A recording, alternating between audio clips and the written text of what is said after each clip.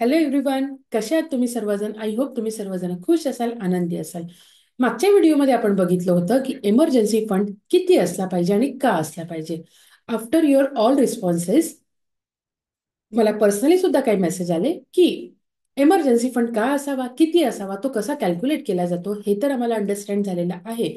पण तो पार्क कुठे करायचा, कुठे सेव्ह करायचा हे आम्हाला माहित नाहीये. तर आजच्या व्हिडिओमध्ये आपण बघणार आहोत की इमर्जन्सी फंड कुठे पार्क करायचा, जेणेकरून अशी काही इमर्जन्सी जर आली तर आपल्याला पैसे 10 मध्ये किंवा मॅक्सिमम 24 मध्ये अवेलेबल होऊन जातील. सो चला तर मग व्हिडिओला सुरुवात करूयात. नमस्कार, मी कोमल मोहिते. आजच्या या व्हिडिओमध्ये तुमचं खूप खूप स्वागत आहे. सो इमर्जन्सी फंड कसा कॅल्क्युलेट करायचा हे आपण बघितलं. मग आता तो कुठे पार्क करायचा हे आपण आता बघणार आहोत. पण इमर्जन्सी फंडचं थोडंसं बायफर्केशन आपल्याला करावं लागेल. खूप मोठं नाही, छोटंसं, 50-50%. तर फॉर एक्झाम्पल, माझा घर खर्च आहे 50,000 रुपये. माझ्याकडे 3 महिन्याचा इमर्जन्सी फंड पाहिजे, जो पाहिजे 1.5 लाख रुपये. तर मला माझ्याकडे 1.5 लाख रुपये आहेत जे की मला पार्क करायचे आहेत. तर मी ते बायफर्केशन कसे करणार? 50% म्हणजे मी 75,000 मी सेव्हिंग अकाउंटमध्ये ठेवणार आणि 75,000 मला कुठे ठेवायचे, जेणेकरून मला परतावा थोडाफार भेटेल आणि त्याचबरोबर मला पैसे लवकरात लवकर अवेलेबल होऊन जातील.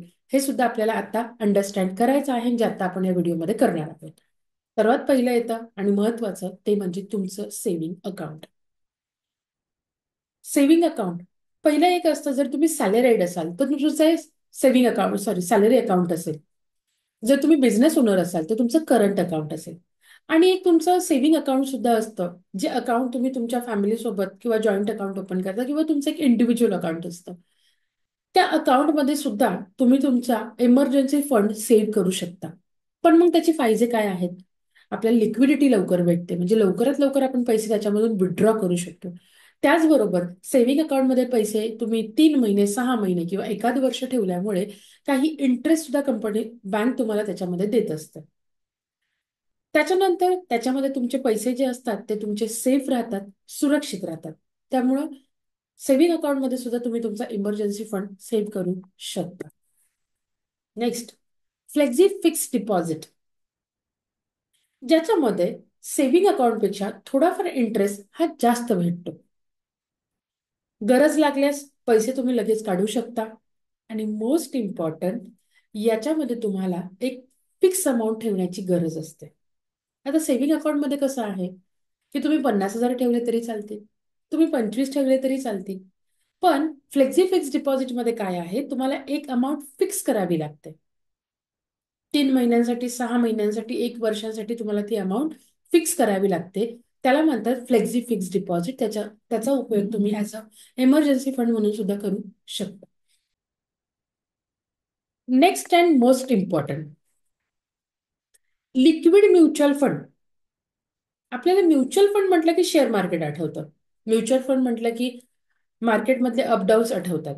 पण म्युच्युअल फंडमध्ये असे काही फंड सुद्धा आहेत ज्याच्यामध्ये तुम्हाला फ्लेक्झी फिक्स डिपॉझिट पेक्षा आणि सेव्हिंग अकाउंट पेक्षा सुद्धा इंटरेस्ट जास्त भेटतो. आणि 24 तासाच्या आतमध्ये पण त्याच्यामधनं तुम्ही तुमचे पैसे विड्रॉ करू शकता. आणि मोस्ट इम्पॉर्टंट, याच्यामध्ये जी काही रिस्क आहे, जोखीम आहे, ती कमी आहे. त्यामुळं तुम्ही इमर्जन्सी फंडसाठी लिक्विड म्युच्युअल फंडचा अगदीच उपयोग करू शकता. पण मग इमर्जन्सी फंड कुठे गुंतवू नये? तर पहिला आणि मोस्ट इम्पॉर्टंट, शेअर मार्केटमध्ये. तुम्ही जर असा विचार कराल की नाही, शेअर मार्केटमध्ये मी माझा इमर्जन्सी फंड सेव्ह करतो, तर अशी चूक बिलकुल करू नका. कारण जर अशी काही इमर्जन्सी आली आणि जर मार्केट डाऊन झालं, तर तुमचा जो काही फंड आहे, जो तुम्ही इन्व्हेस्ट केलेला आहे ॲज अ इमर्जन्सी फंड, तो तुमचा डाऊन येण्याची सुद्धा शक्यता असू शकते. आणि लिक्विडिटी सुद्धा त्याच्यामध्ये माइट बी तुम्ही करणार नाही. कारण जर तुम्ही 1 लाख रुपयाचा फंड जर तिथे शेअर मार्केटमध्ये ठेवला असेल किंवा होल्डिंग्स ठेवले असेल आणि मार्केट डाऊन झालेलं आहे आणि इमर्जन्सी आली, इमर्जन्सीच्या वेळेस तुमचे 1 लाखाचे जर 95,000 झाले असेल, 90,000 झाले असेल, तर माइट बी तुम्ही ते विड्रॉ करणार नाही. त्याचबरोबर ज्या काही लॉंग टर्मच्या फिक्स डिपॉझिट असतात, म्हणजे ज्याच्यामध्ये काही लॉकिंग पिरियड असतो, 3 वर्ष, 5 वर्ष, तर अशा कोणत्याही लॉंग टर्मच्या फिक्स डिपॉझिटमध्ये तुम्हाला इन्व्हेस्ट करायचे नाहीयेत किंवा गुंतवणूक करायची नाहीये. आणि थर्ड अँड मोस्ट इम्पॉर्टंट, कोणत्याही अनअधिकृत गुंतवणूक, ज्या काही योजना असतात ज्याच्यामध्ये तुम्हाला 8 महिने, 10 महिने, 1 वर्ष थांबावंच लागतं, अशा काही जर स्कीम असतील, अशा स्कीम मध्ये सुद्धा तुमचा इमर्जन्सी फंड सेव्ह करायचा नाहीये. सो आय होप या छोट्याशा व्हिडिओमधून तुम्हाला अंडरस्टँड झालं असेल की माझा इमर्जन्सी फंड जर पार्क करायचा आहे तर नक्की कुठे करायचा आहे, आणि पार्क नाही करायचा तर कुठे नाही करायचा आहे, हे तुम्हाला अंडरस्टँड झालं असेल.